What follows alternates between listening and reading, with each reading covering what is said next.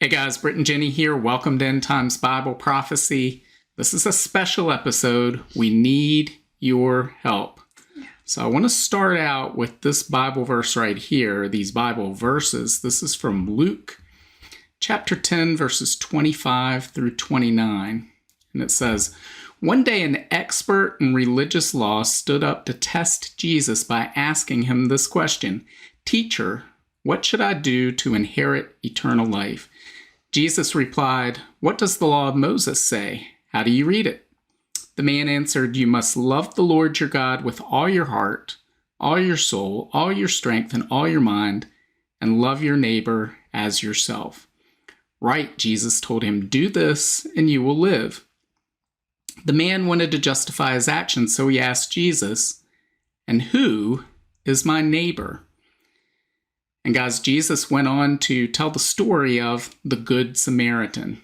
And I think that's applicable today because we all have the opportunity to live out that story. We have that opportunity every single day, frankly. But today, two members of our community especially need help. So I'm talking about Nelson Sweetman and his wife, Heather. They experienced the flooding that took place with Hurricane Helene. They live in Hendersonville, North Carolina, and their house was flooded. They don't have flood insurance. Now, many of you, if you've been on Substack, if you've been on YouTube, you may know Nelson. I'm sure if you've been in the comments, you've seen him there. He's very active.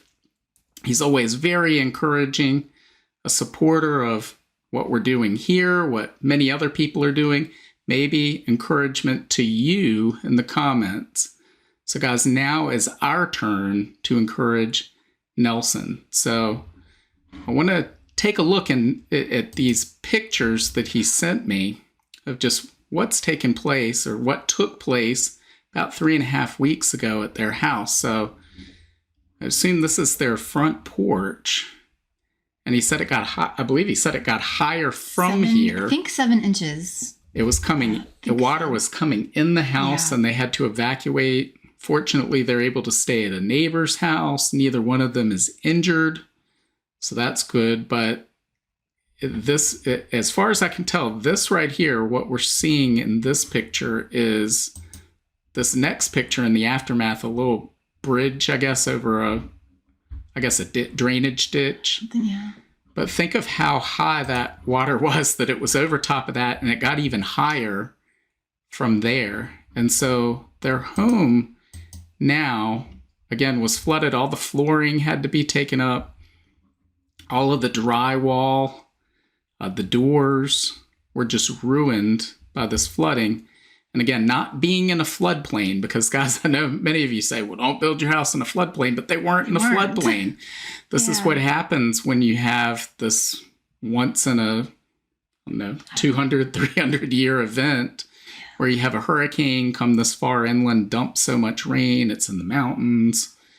It can flood very quickly, very suddenly, catch people by surprise. So very fortunate that they're okay, but their home is not. And he said FEMA came in and did some of this and helped defray the cost of all of this by taking out some of this drywall and flooring.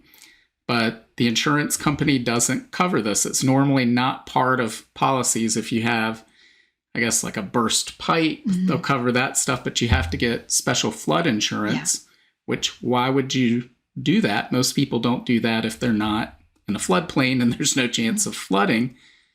But then you have something happen like this. So again, they're having to redo all of this, just everything. So imagine just being put out of your home, being displaced from your home. I can't imagine how much that turns your life upside down. Again, very blessed to have neighbors that have taken them in, and they have a basement that they can stay in, but it's still not your home. And how long does it take to do all of this, especially when so many people in that area need the same help? I was going to say, it's not like this just happened to them and you can go next door and everybody comes into your home. It's not like a house fire, where it's just like your house. Although house fires are horrible. Everybody around here, this happened. That's everybody. So everybody is trying to help everybody else and take care of their families too. And it's unbelievable. I'm at a loss. I really am. And so, guys, keep Nelson in your prayers. Keep Heather in your prayers. But also, they have a GoFundMe page. And we've donated to this. We've done so anonymously because we believe, as Jesus said, don't let the right hand know what the left hand is doing. But we're not going to get up here and say, hey, we recommend that you do this, and we haven't done it ourselves. But we also don't want to get up here and say, look at what we did. So we donated anonymously. However, if you have the ability, if you know Nelson, if you've seen him in the comments, and you have the ability, if you don't have the ability to give anything, that's okay. Don't give anything. Don't not pay your electric bill to help out. But if you have a few extra dollars, every little bit helps. It adds up. And our community is big enough that if everybody gave just a few dollars, they would be able to handle all of these repairs and be back in their home with this burden taken off of them. Guys, that's what we should be doing to each other as Christian brothers and sisters. So again, I'll put a link in the comments to this page, but if you have trouble following the link, you can just go to gofundme.com, look up Nelson Sweetman or Help Nelson and Heather Rebuild After Hurricane, and it will, if you search that, this page will pop up and you can see where they stand and read all about what has happened there. So guys, whatever you can do, we would be so grateful if we can help Nelson. Again, he's been an encouragement to us, probably an encouragement to many of you. Let's be an encouragement to him. Again, whether you can give or not, please pray for both of them and pray for everybody in the midst of all that's going on. As I know, especially with funerals in my experience, not that this is a funeral, but it's similar to that. When somebody passes away, everybody comes over to the house, everybody's around for those first few days, and then everybody leaves. And that's when you really need somebody to be there with you if somebody close to you has passed away. Well, likewise, 3.5 weeks ago, all of the corporate media, mainstream media, social media was filled with images of Hurricane Helene victims and saying, let's help them. And then the news cycle changed, and now hardly anyone's talking about it unless you're directly impacted by the storm.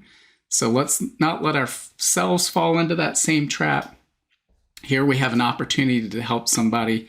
Again, if I'd known earlier, we would have done this earlier, but I just found out about this earlier this morning. Nelson did not ask us to do this. We're doing this on our own because, again, he's been an encouragement to us, both he and Heather, for so long, and we want to encourage him.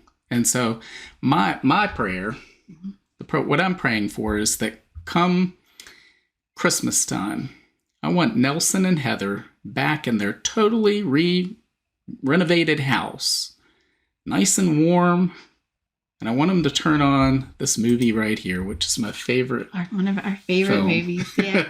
We watch this every year, and I'm sure many of you do as well. Yeah. But I want them to get to this part right here at the end and say, hey, that happened to us just a couple of months ago.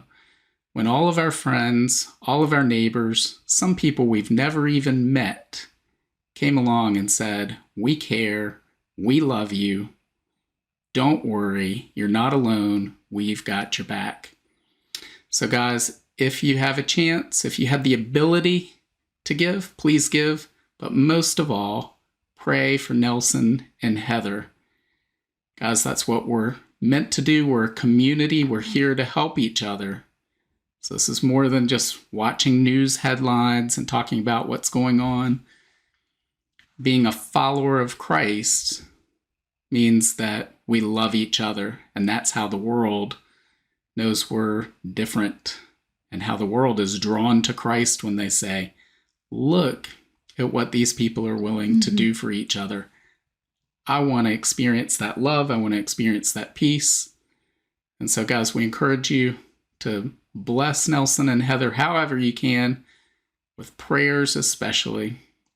And so thanks for taking time out to talk about that with us. Yeah, and you took the words right out of my mouth. Let's let them see this. This is, with everything going on, especially election stuff. I know you're going to be covering that within the next week or two, probably sooner. This is who we are. I realize it's a picture. It's in a movie. The coming together as Christians, coming together as Americans, doesn't matter your religion, your color, your beliefs. This is us. This is who we are. Let's lock arms.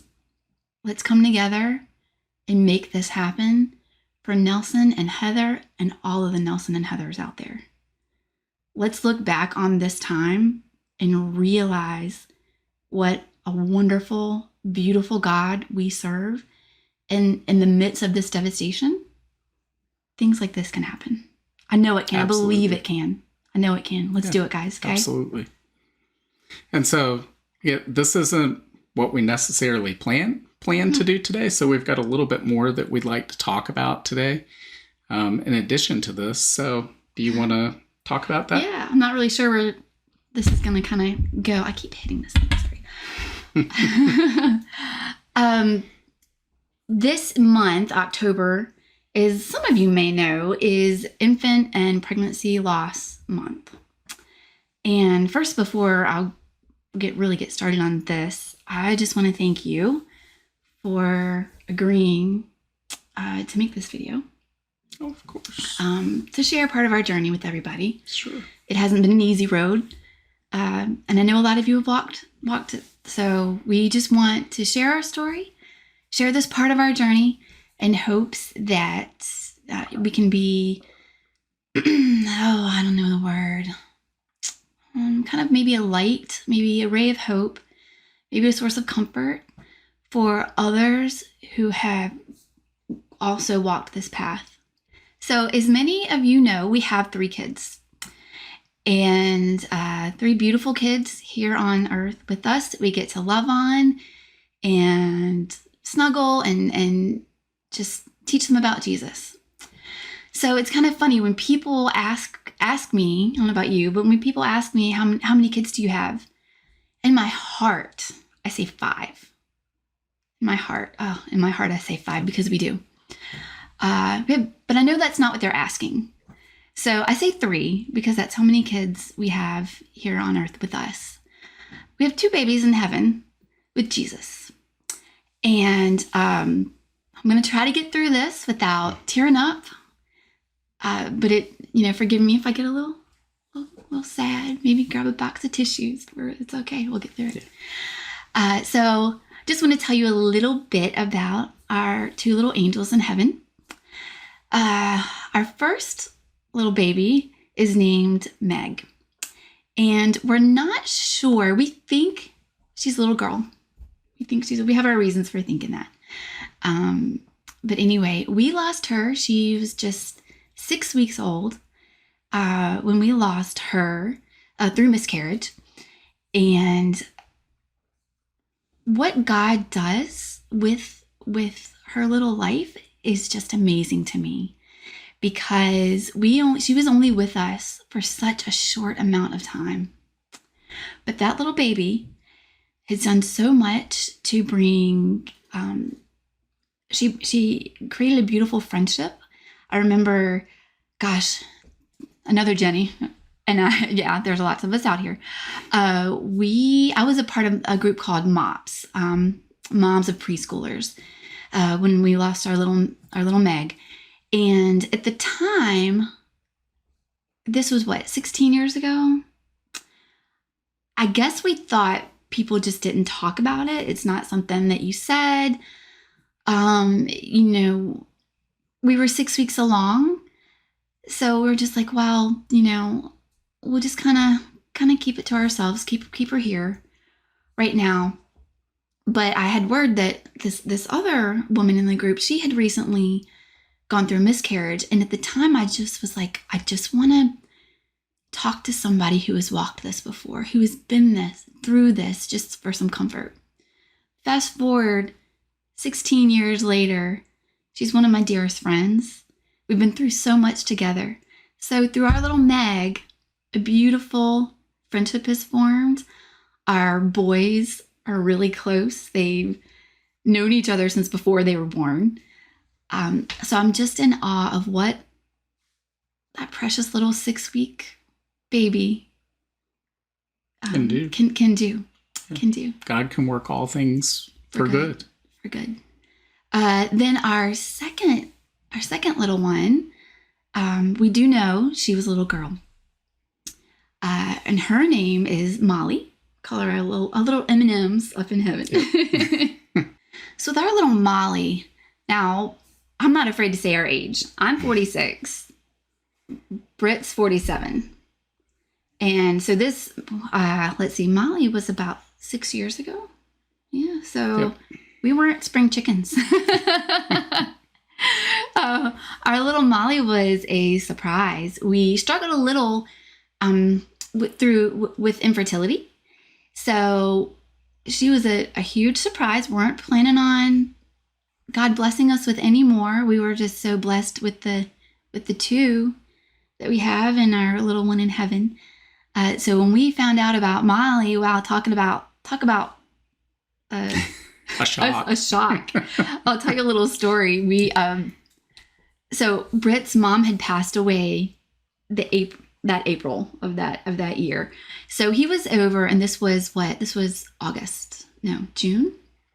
August. Yeah, this was August. Very early August. And for some reason I just had a pregnancy test. I took it. And we were in the middle of painting our son's bedroom, just like one wall red. So I thought, oh, while Britt's gone, I'll just be up there painting the wall. And in the middle of it, I don't know if it was God. I don't know. I took a pregnancy test. Lo and behold, it was positive. In the meantime, I'm chit-chatting with my dad and the phone's buzzing. And she's like, "Where are you?" And I'm like, "We're just talking. I'll be home." I don't know if I was that aggressive. Maybe I was. I don't know. And then you might have texted before that or after that. I forget what it was, but I thought, wow, I guess I'm needed. She really misses me. We're just 5 minutes away, so yeah. It's not like it's going to take me an hour to get home. But I said, I guess I need to go home. So. So in the meantime, like after I take the pregnancy test, I'm still trying to paint this wall red of all colors. And I don't prepare, like when he paints, the whole room he gets ready. I'm a little more haphazard, like, maybe I'll throw a sheet down there or something. So needless to say, the gray rug now had red streaks on it, just because I was just in shock, because I just didn't know what to do, right? So he comes home and I'm still trying to figure out, how am I going to tell him? I mean, I wasn't afraid to tell him, but it was a shock. So he comes upstairs and I was getting ready to talk to him. And he's like, well, let me run in here real quick. And that's where the pregnancy test was. So I was like, no, you hold on. And so I ended up just kind of blurting it out. And the look on your face, it was so sweet. It was like this half smile, half shock. Kind of like, are you pregnant? And I said, I think so. So we just, so that was how we found out. So it was a few days later, maybe we go to the doctor and we got to see our little Molly. She was so beautiful. She had these little nubby arms and this beautiful little heartbeat, and found out how far along we were. And I guess because I was older, I had to go like 2 weeks, maybe 3 weeks later. I don't really remember. It's kind of a blur.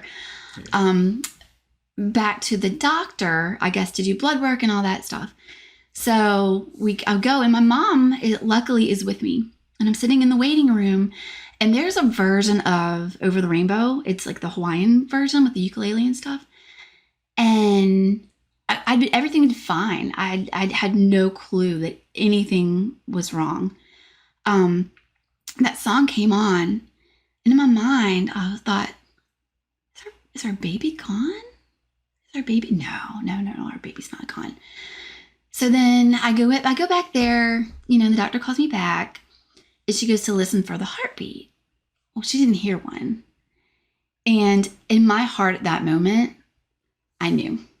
And the doctor was like, nope. We're going to go get another ultrasound. My mom's like, no, everything's okay.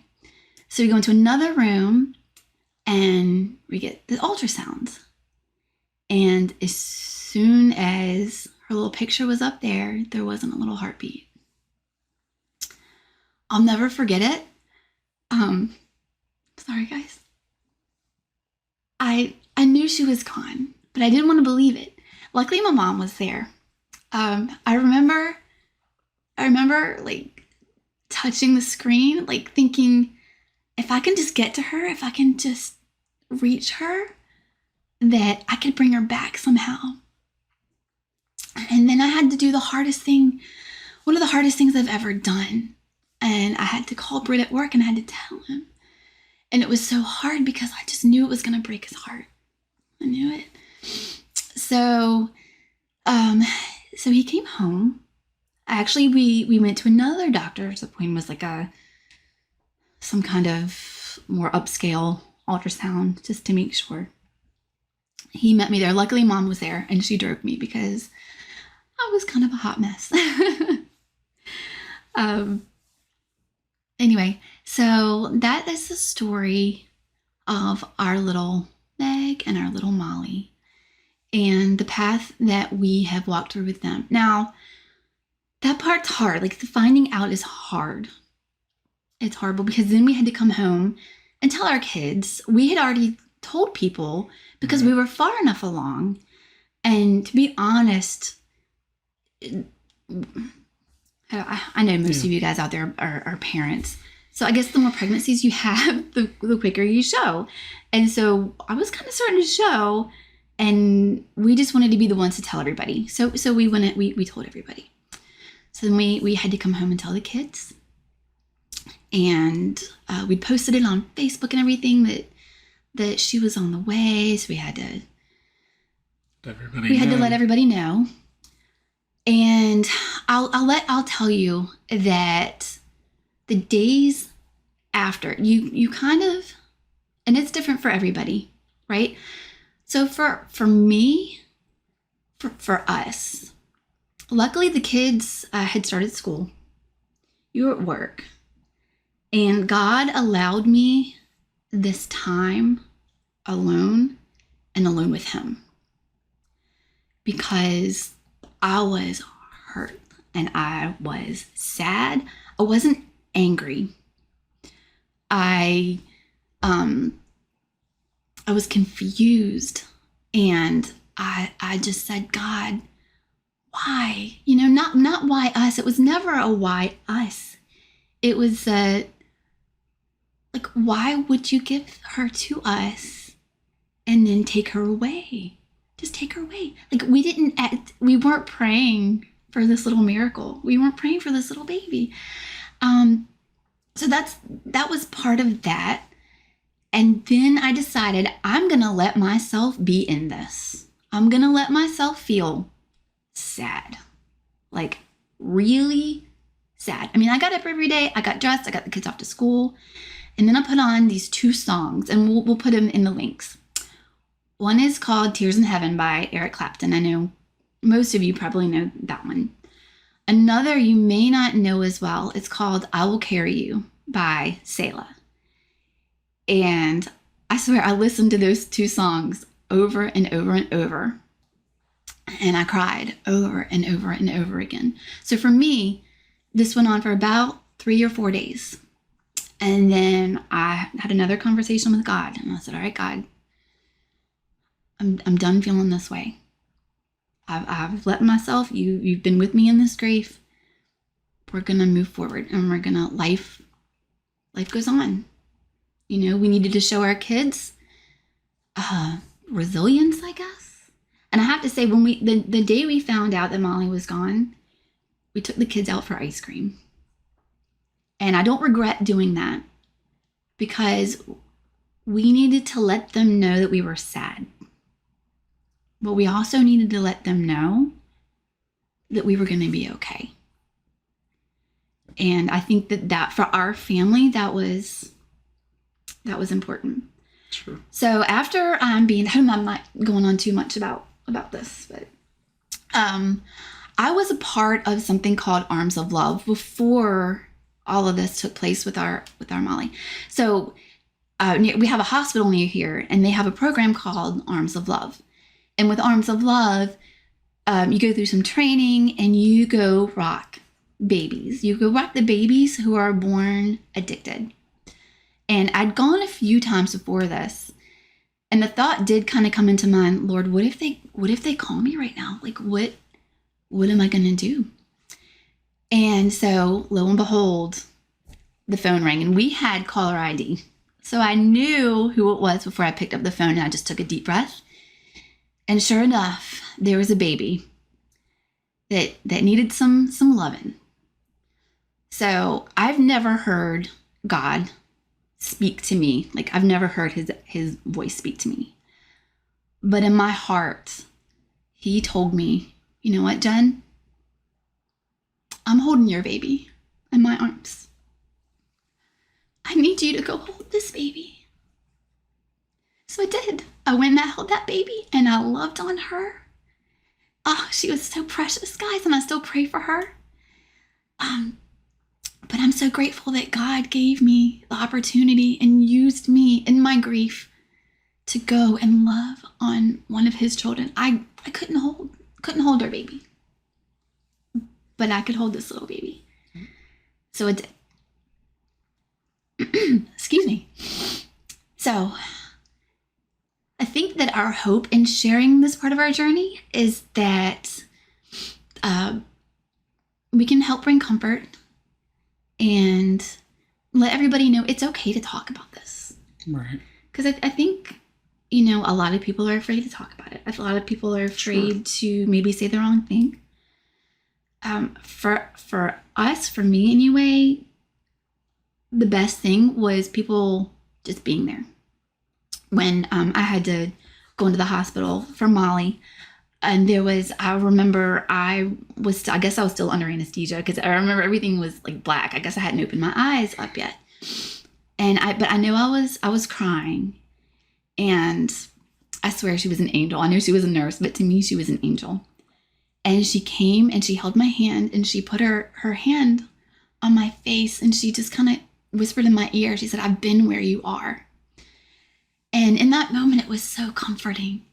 It was so comforting just to know that somebody else has walked this, somebody else, not that they have felt this pain, because I wouldn't wish it on anybody, but just to know that we aren't alone. So I just want you guys to know that it's okay to talk about hard parts of your journey. It's okay to talk about your babies in heaven, because they're there, and one day, oh my goodness, we are gonna, when I get my arms around those babies, I'm never gonna let them go. We have some M&M Christmas ornaments. Yeah. So when we start decorating the tree, I get those out. Makes me think of Meg and Molly. Yeah. Other people just think they're M&M Christmas ornaments. But we know who they're for. So this Christmas, we'll hang our Meg and Molly M&M ornaments on the Christmas tree. Yeah. We'll watch It's a Wonderful Life. And we'll think about Meg and Molly and Nelson and Heather, and how they're going to be watching this movie and saying, wow, that just happened to us. Because everybody reached out and just prayed for us and blessed us. Mm-hmm. And I have to say, we do have another, we're big on Christmas, if you can't tell. My cousin and his wife also experienced a loss. And she reached out to me, and she gave us this ornament, and it's a seashell, and it's got this little pearl on it, and it says, "Every life leaves behind something beautiful." And that's so true. It doesn't matter if it's a 6-week-old little bitty peanut or a 96-year-old. God has a purpose for all of us, for every single life, even before they take their first breath. So we have a third child. We do, and she wouldn't be here if Molly had been born. Mm-hmm. So, and our son too. So we have 2 rainbow babies. Well. We have 2 rainbow babies. Yep, we sure do. We're so blessed. We're so blessed, and God was with us every single step of the way. And you know what? I think he cried. He cried with us. He wept with us. Yep. So no matter how bad it seems, there's an end, not a complete end to that grief, but it'll get better. Yeah. If that's something that you're going through right now, God's got the Sunday morning resurrection. It's really dark before dawn, but that dawn is coming. So just hang in there, fix your eyes on Jesus, stay in the Word. God will take care of you no matter what you're going through. So we love you guys. We hope that this has brought you a little comfort. I was joking with Brett at the beginning of this because this was going to be kind of a more serious one for us. And a few days ago, did you guys ever watch the after school specials? Yeah, I mean the special episodes of 80s sitcoms, and a special episode of Different Strokes or The Fresh Prince of Bel-Air, Family Ties. These comedies always had this special episode where, somebody finds a gun or just somebody's drunk driving, whatever serious. It may be. Very serious. So I was like, this is our drama. special episode, after school special, those were really traumatizing. I mean, looking back, we showed a few clips to our kids. I'm like, what did you watch growing up? I mean, really, some pretty amazing sitcoms. So this is why the following generation became helicopter parents, because they watched all of these after school specials and thought, this terrible thing is going to happen next. Yeah, but this is our special episode of End Times Bible Prophecy. So hopefully this blessed you, was enjoyable. So again, brought you comfort. Yeah. And that we know we're going to see our Meg and Molly one day. And for those of you who've walked a similar path, reach out to us. Let us know. We would love to pray for you and pray for your sweet, precious little ones that are in the arms of Jesus, because I know that is where they are, and we will see them one sweet day. Absolutely. So, let us know what you think in the comments below. Hit the like, share, subscribe buttons, and God willing, we will see you next time. And Nelson and Heather, we love you. Absolutely. Let's make this happen, guys. I believe in us. I believe we can do this. Amen. We got this. Amen. It's going to happen. All right. Bye, guys. Love you. Bye.